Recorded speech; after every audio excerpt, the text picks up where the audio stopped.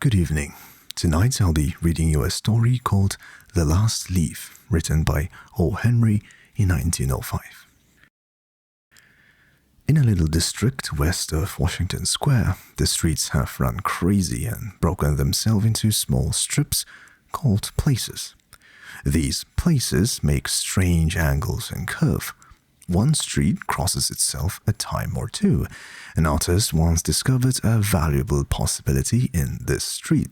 Suppose a collector with a bill for paints, paper, and canvas should, in traversing this route, suddenly meet himself coming back without a cent having been paid on account. So, to quaint old Greenwich village, the art people soon came prowling, hunting for north windows in 18th century gable and Dutch attics and low rents. Then they imported some pewter mugs and a chafing dish or two from 6th Avenue and became a colony. At the top of a squatty 3-story brick, Sue and Johnsy had their studio. Johnsy was familiar for Joanna. They had met in a table d'hôte of an 8th Street Delmonico's and found their taste in art, chicory salads, and bishop's leaves so congenial that the joint studio resulted. That was in May. In November, a cold, unseen stranger whom the doctors called a pneumonia stalked about the colony, touching one here and there with his icy fingers. Over on the East Coast, this ravager strode boldly, smiting his victims by scores, but his feet trod slowly through the maze of the narrow and moss-grown places. Mr. Pneumonia was not what you would call a chivalric old gentleman. A mite of a little woman with blood-thinned by California zephyrs was hardly fair game for the red-fisted, short-breathed old duffer. But Johnsy he smote, and she lay, scarcely moving on her painted iron bedstead, looking through the small Dutch window panes at the blank side of the next brick house. One morning, the busy doctor invited Sue into the hallway with a shaggy grey eyebrow. "She has one chance in, let's say, 10, he said as he shook down the mercury in his clinical thermometer. "And that chance is for her to want to live. This way people have lining up on the side of the undertaker makes the entire pharmacopoeia look silly. Your little lady has made up her mind that she's not going to get well. Has she anything on her mind?" She wanted to paint the Bay of Naples someday," said Sue. "Paint? Bosh! Has she anything on her mind worth thinking about twice? A man, for instance?" "A man?" said Sue, with a Jew's harp twang in her voice. "Is a man worth... But no, doctor, there is nothing of the kind." "Well, it is a weakness, then," said the doctor. "I will do all that science, so far as it may filter through my efforts, can accomplish. But whenever my patients begin to count the carriages in the funeral processions, I subtract 50% from the curative power of medicine. If you will get her to ask one question about the new winter styles in cloak sleeves, I will promise you a 1 in 5 chance for her instead of 1 in 10. After the doctor had gone, Sue went into the workroom and cried a Japanese napkin to a pulp. Then she swaggered into Johnsy's room with her drawing board, whistling ragtime. Johnsy lay, scarcely making a ripple onto the bedclothes with her face toward the window. Sue stopped whistling, thinking she was asleep. She arranged her board and began a pen and ink drawing to illustrate a magazine story. Young artists must pave their way to art by drawing pictures for magazine stories that young authors write to pave their way to literature. As Sue was sketching a pair of elegant horseshoe riding trousers and a monocle on the figure of the hero, an Idaho cowboy, she heard a low sound several times repeated. She went quickly to the bedside. Johnsy's eyes were wide open. She was looking out the window and counting backwards.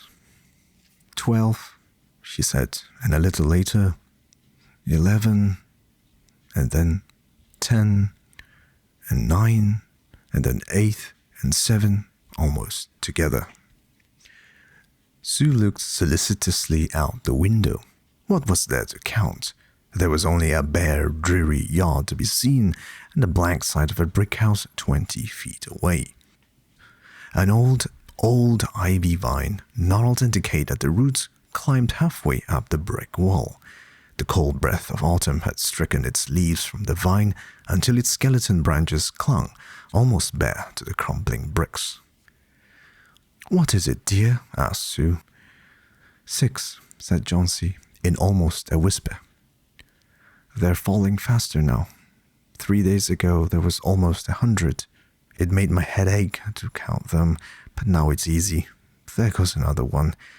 There are only 5 left now." "5 what, dear? Tell your Sudie." "Leaves on the ivy vine. When the last one falls, I must go too.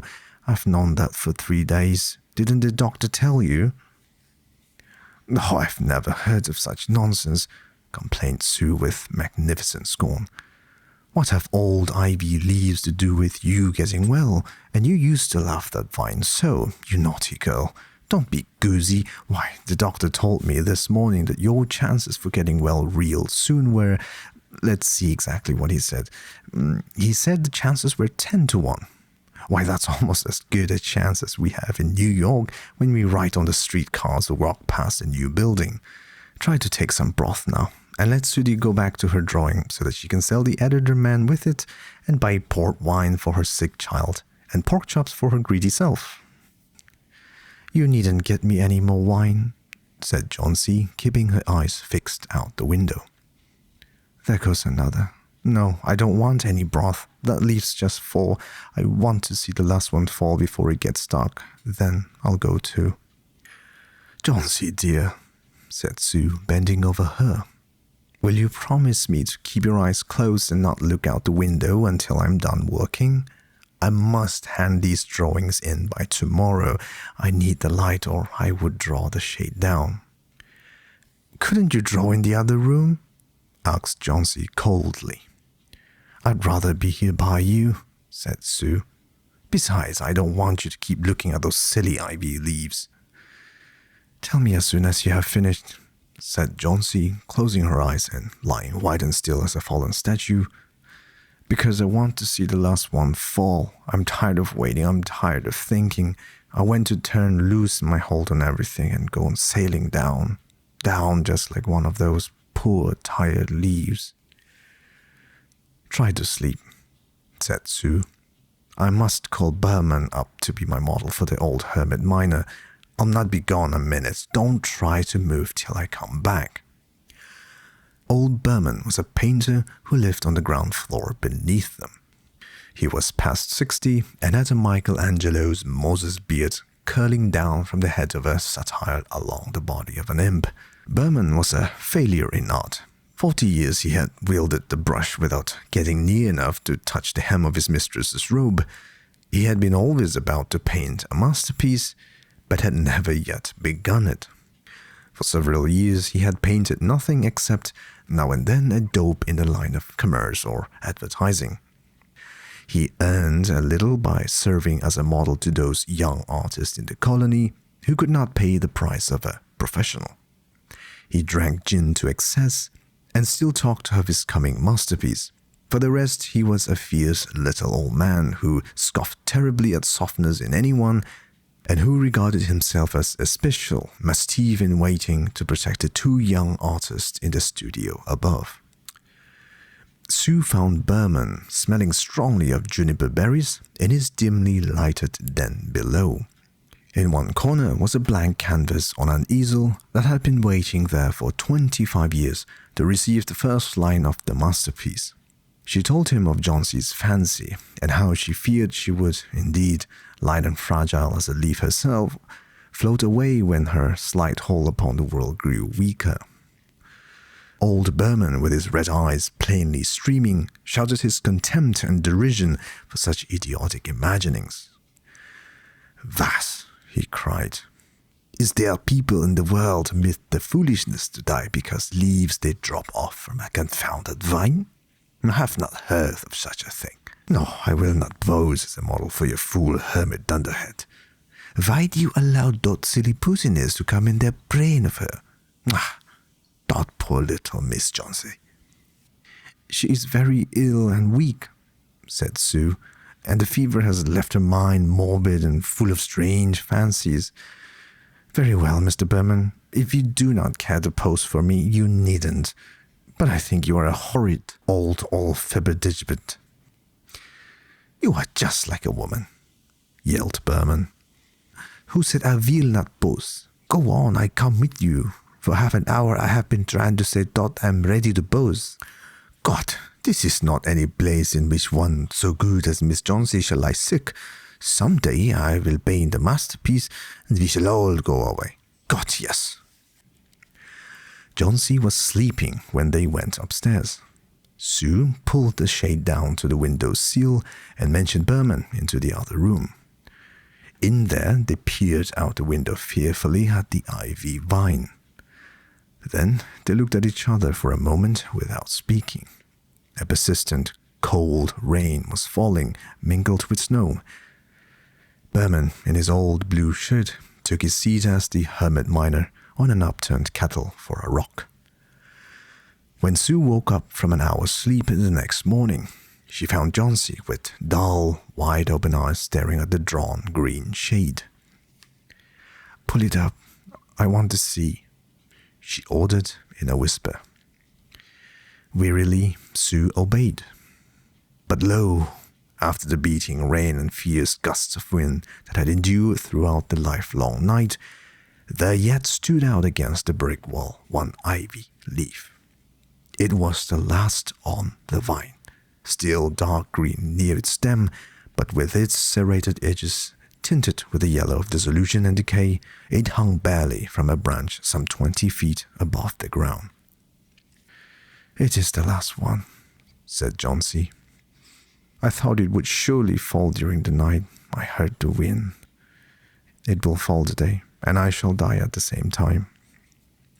"Dear, dear," said Sue, leaning her worn face down to the pillow.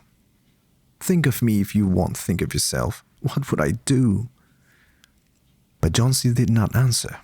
The lonesomest thing in all the world is a soul when it's making ready to go on its mysterious, far journey. The fancy seemed to possess her more strongly, as one by one the ties that bound her to friendship and to earth were loosed. The day wore away, and even through the twilight they could see the lone ivy leaf clinging to its stem against the wall. And then, with the coming of the night, the north wind was again loosed, while the rain still beat against the windows and pattered down from the low Dutch eaves. When it was light enough, Johnsy, the merciless, commanded that the shade be raised. The ivy leaf was still there. Johnsy lay for a long time looking at it, and then she called to Sue, who was stirring her chicken broth over the gas stove. "I've been a bad girl, Sudie," said Johnsy. "Something has made that last leaf stay there to show me how wicked I was. It is a sin to want to die. You may bring me a little broth now, and some milk with a little port in it, and no, bring me a hand mirror first, and then pack some pillows about me, and I will sit up and watch you cook." An hour later, she said, "Sudie, someday I hope to paint the Bay of Naples." The doctor came in the afternoon, and Sue had an excuse to go into the hallway as he left. "Even chances," said the doctor, taking Sue's thin, shaking hands in his.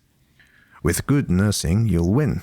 And now I must see another case I have downstairs. Berman, his name is. Some kind of an artist, I believe. Pneumonia, too. He is an old, weak man, and the attack is acute.